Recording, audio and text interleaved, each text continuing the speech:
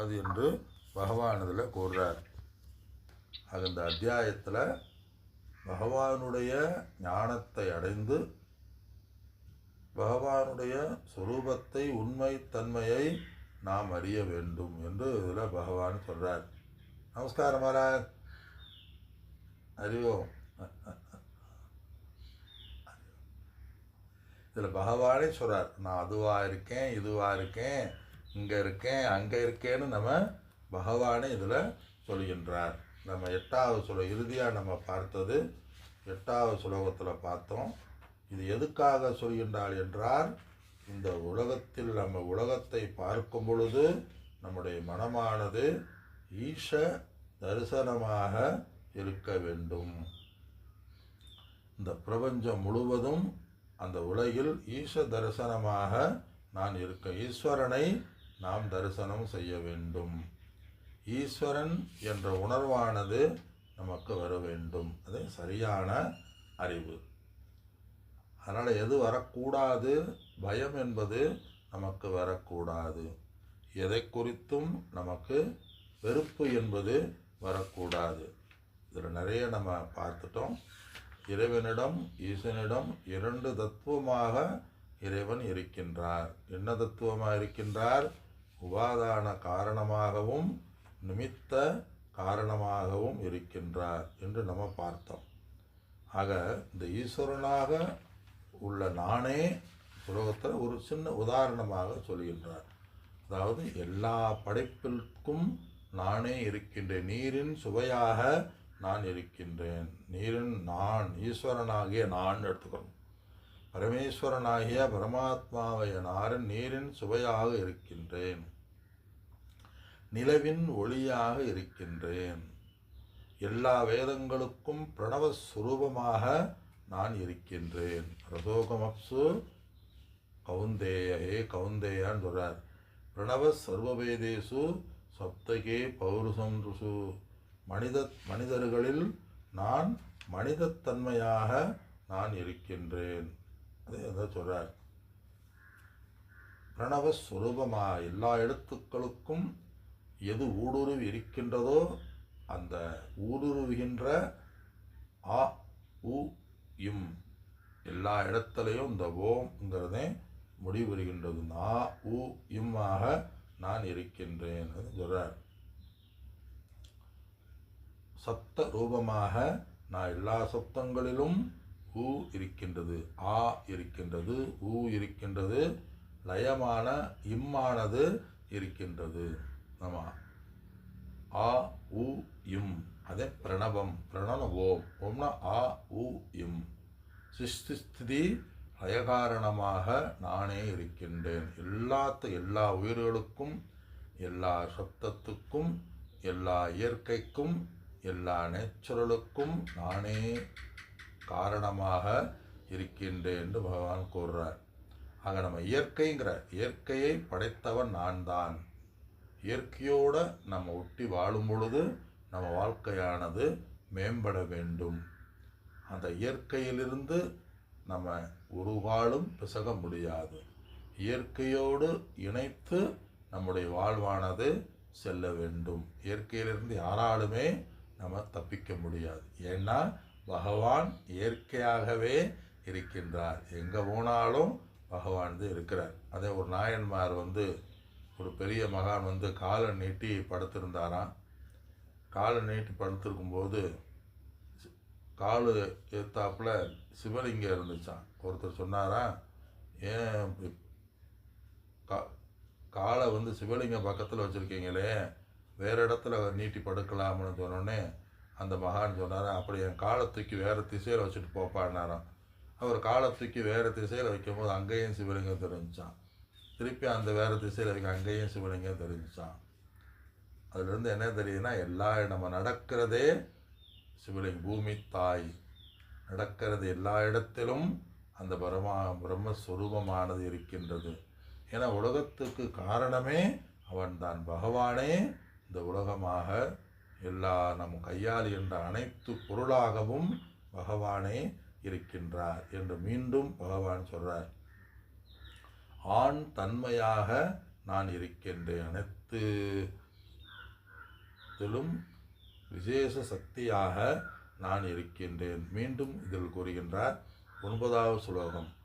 புண்ணிய கந்த பிருதிவ்யாம் ச புண்ணிய கந்த பிருதிவ்யாம் த தேஜஸ்மி விபாகசோ தேஜஸ்வாஸ்மி விபாவசோ ஜீவனம் சர்வபூதேஷு ஜீவனம் சர்வபூதேஷு தபஸ்வாஸ்மி தபஸ்விஷு தபஸ்வாஸ்மி தபஸ்விஷு.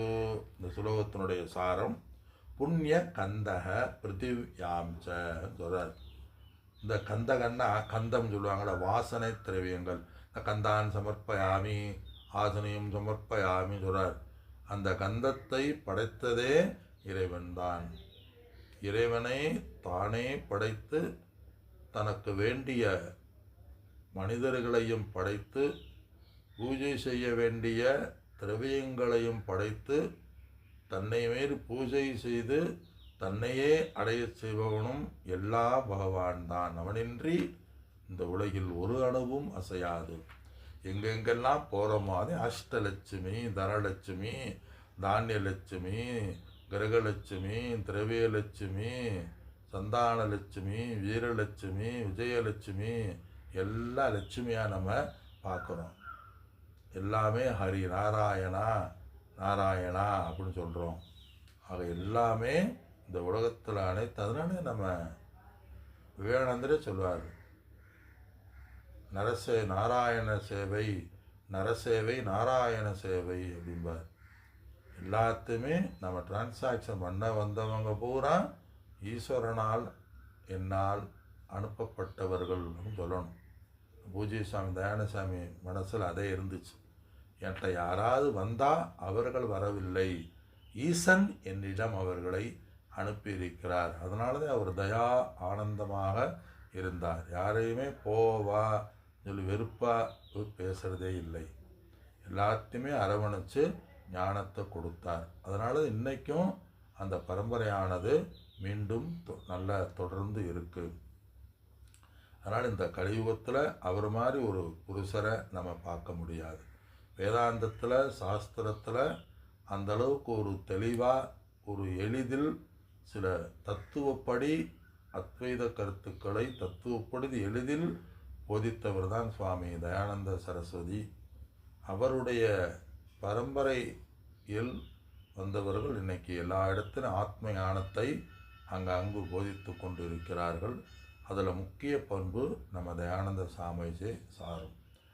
அதுக்கு முதல்ல வேதாந்தங்கிறது சாதாரணமாக ஒன்றை அடையப் போவது மாதிரி இருந்துச்சு. பிரம்மங்கிறது ஒன்று இருக்குது, அனுபூதிங்கிறது ஒன்று இருக்குது, நான் அதை அடையணுங்கிறது மாதிரி இருந்துச்சு. ஆனால் அடைதல் அல்ல, ஏற்கனவே அறிதல் தான். ஏற்கனவே நம்ம சுரூபமாக இருக்குது, எதையும் ஒன்றை அடைய போகிறதில்லை, அது நாமே என்ற ஒரு தயானந்த சாமிக்கு ஆந்திராவில் பிரவானந்தான்னு ஒரு சுவாமி சொல்லி கொடுத்தாராம். அவர் பல இதில் படிச்சிருக்காரு, பல குருவை படிச்சிருக்காரு. அவர் தான் எல்லாரும் அடையணும் போகிறாங்கப்பா, அந்த அடைய வேண்டியது எதுவுமே இல்லை, ஏற்கனவே அடைந்தது இருக்குது. ஏற்கனவே நம்ம சுரூபம், நம்ம நேச்சுரலே இயற்கையே ஆனந்த சுரூபந்தான்னு அடைய வேண்டியதில்லைன்னு சொல்கிறார். அப்போ நம்ம சாதனைகள்லாம் பண்ணும்போது நம்ம மனசில் என்ன வரும், நான் இறக்கிறதுக்குள்ளே அதை அடையணும், பிரம்மநிலை அடையணும், மோட்சத்தை அடையணும், இறைவனை அடையணும் அப்படிங்கிறது இல்லை. இறைவனே அடைதலுங்கிறது என்ன, இறைவனே நம் சொரூபமாக இருக்கின்றார், நானே இறை சொரூபமாக இருக்கின்றேன் என்று அறிந்து புரிந்து கொள்ளுதல் தான் அடைவதற்கு சமம். அப்போயே அடைதல் மாதிரி கொண்டு போகிறாங்க அப்படின்னு சொன்னால், அறியாமையினால் நமக்கு அந்த கேப்பு இருக்குது. அறியாமையை நீக்கியவுடன் நாம் அதை அறிந்தவர்களாகின்றோம்.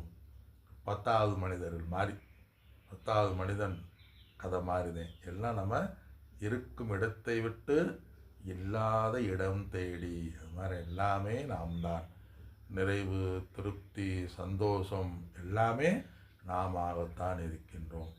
உலகத்தில் விவகாரம் நம்ம அடுத்தவங்களோட பண்ணும் பொழுது சில நிறைவு இன்மை நமக்கு தோன்றலாம், சில திருப்தியற்ற ஒரு சூழ்நிலை தோன்றலாம், சில வக்கிரகங்கள் தோன்றலாம். அதெல்லாமே ஈஸ்வரனுடைய இனி ஒரு மாயா ஸ்வரூபியாக நாம் நினைக்க வேண்டும்.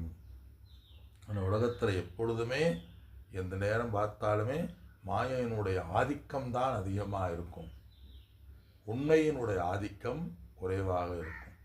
அதனால தான் வேதத்திலேயே 3/4 பகுதி கர்மகாண்டம், அதில் ஒரு சின்ன பாட்டு தான் 2வது பகுதி உபனிஷத். சிறிய பாட்டு தான், பெரிய பாட்டு அபராவித்யா. அதனால் உலகத்தில் எங்கே எதை எடுத்தாலும் இந்த மாயா சுரூபம் 75% அதை பற்றினே நம்ம பேசுவோம். டிவியை திறந்தாலும் சரி, மொபைலை திறந்தாலும் சரி, எல்லாமே அந்த உலக விவகாரம்தான் அதிகமாக தெரியும், உள் விவகாரம் நமக்கு அதிகமாக தெரியாது. அதனால் வாய்ப்பு கிடைக்கும் பொழுது அந்த உள் விவகாரத்தை பற்றியும் நாம் ஆராய்ச்சி செய்து கொள்ள வேண்டும். அந்த உள் விவகாரத்தில் முதல் ஆராய்ச்சி எல்லா இடத்திலும் இறைவன் தான் இருக்கின்றான். அது இந்த 9வது ஸ்லோகத்தை சொல்றார். புண்ணிய கந்தக வாசனையாக நான் இருக்கின்றேன். பிருத்திவியாம் எதில்? பூமியில் நல்ல வாசனையாக நான் இருக்கின்றேன். இந்த இடத்துல புண்ணியம்னா நறுமணம், இயற்கையாக உள்ள வாசனையாக நான் இருக்கின்றேன். நான் கந்த வாசனையாக நான் இருக்கின்றேன். அதனால் இந்த இடத்துல கெட்ட வாசனை வருதுன்னா அது சேரோட வேறொரு பூதங்களோடு சேர்க்கும் பொழுது அது தீயதாக மாறுகின்றது. போகும் நதி நீர் நல்ல நீர் தான், அது சாக்கடையோடு சேரும் பொழுது கூவும் நீராக மாறுகின்றது. அது மாதிரி இந்த இடத்துல நாம் இயற்கை நாமே நல்ல வாசனைகளுடன் கூடியவர்கள் தான். நம் உடலோடு மாயையோடு சேரும் பொழுது நமக்கு வாசனையானது மாறுகின்றது. ஆனால் அதில் நல்ல வாசனையாக அடையக்கூடிய வாசனையாக நானே இருக்கின்றேன் இந்த இடத்துல சொல்கிறார். அது மட்டுமல்ல, தேஜஸ்மி விபாவசோ, தேஜஸ்னு அந்த இடத்துல நெருப்பில் உள்ள சுடுதன்மைன்னு சொல்லுவாங்க, சுடுதன்மையாக நான் இருக்கின்றேன். அது மட்டுமல்ல, ஜீவனம் சர்வபூதேசு, எல்லா ஜீவராசிகளிலும் உயிர் வாழ்வனாக உணவாக நான் இருக்கின்றேன். எல்லா ஜீவராசிகளும் உயிர் வாழ்க்கைக்கு எது தேவைப்படுகிறதோ அதுவாக நான் இருக்கின்றேன். உண்ண உணவு, இருக்க இடம், இன்னொன்று சொல்லுவாங்க உண்ண உணவு, இருக்க இருப்பிடம், இன்னொன்று ஏதோ சொல்லுவாங்க, எல்லாமே பகவானாக இருக்கின்றேன். உண்ண உணவு, உடுக்க உடை, உண்ண உணவு, உடுக்க உடை, இருக்க இருப்பிடமாக நானே, உண்ணும் உணவாகவே நானே இருக்கின்றேன். அதனால் பகவான் காலையில் நம்ம தூங்கி எந்திரிச்சு ஒரு காஃபியோட நீ வாழ்க்கை ஆரம்பின்னு சொல்கிறார். காஃபியோட நீ வாழ்க்கை ஆரம்பி அப்படின்னு அந்த உணவாகவே நானே இருக்கின்றேன். ஆயுள் காலமாக நானே இருக்கின்றேன். அது மட்டுமல்ல, தவத்சாஸ்மி தபஸ்விசு, தவக அஸ்மி, யாரெல்லாம் தவம் செய்கிறார்களோ, அனைத்து மேன்மையை அடைய, உண்மையை உணர யாரெல்லாம் தவம் செய்கிறார்களோ அந்த தவமாக நான் இருக்கின்றேன், எல்லாமாகவே நானே இருக்கின்றேன் என்று பகவான் கூறுகின்றார். மீதியை நாம் அடுத்த வகுப்பில் சிந்திப்போம். அனைவருக்கும் என்னுடைய வணக்கங்கள்.